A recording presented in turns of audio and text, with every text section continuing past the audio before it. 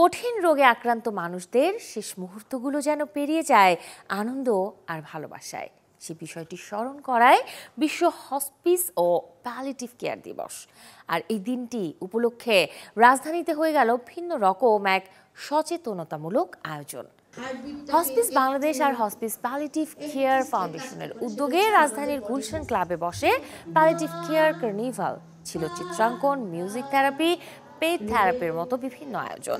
মৃত্যু পথযাত্রী একজন রোগীকে কিভাবে পরিবারে রেখে তার সেবা করা যায় কিংবা রোগীর হতাশার মুহূর্তগুলোকে ভুলিয়ে আনন্দময় মুহূর্ত উপহার দেওয়া যায়, সেই সচেতনতা ছড়িয়ে দেওয়া হয় এই আয়োজনে। একই সাথে নতুন প্রজন্মকে যুক্ত করা হয় মানবিক এই উদ্যোগে। প্যালিয়েটিভ কেয়ার কার্নিভালে স্টল বসে স্বাস্থ্যকর খাবার, ওয়ালমেট সহ নানা পণ্যের। আর এসব পণ্য বিক্রির যে অর্থ, সেগুলো ব্যয় হবে অসহায়দের কল্যাণে। আমাদের আসলে প্যালিয়েটিভ কেয়ারের মূল উদ্দেশ্য হচ্ছে যে অ্যাওয়ারনেস তৈরি করা, আমাদের সমাজকে এটা সম্পর্কে সচেতন করা।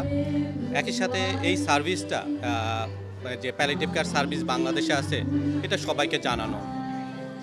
এটা শুধুমাত্র যে মৃত্যু পথযাত্রী তাদেরই না, যারা এমন কোনো দুরারোগ্য রোগে ভুগতেছে তাদের জন্য এই সার্ভিসটা দরকার।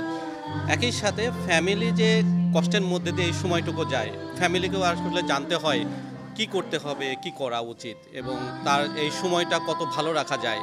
যেহেতু মেডিকেল সায়েন্স এখানে ফেল না, মেডিকেল সায়েন্সের এখানে আসলে কিছু করার নাই। তো যেহেতু করার নাই, সেহেতু একটা কিছু করার আছে, সেটা হচ্ছে যে ওনাকে ভালো রাখা যায় এবং মৃত্যুটা যাতে শান্তির হয়। এই সচেতনতাই আসলে আমরা আমাদের সমাজের মধ্যে করতে চাচ্ছি।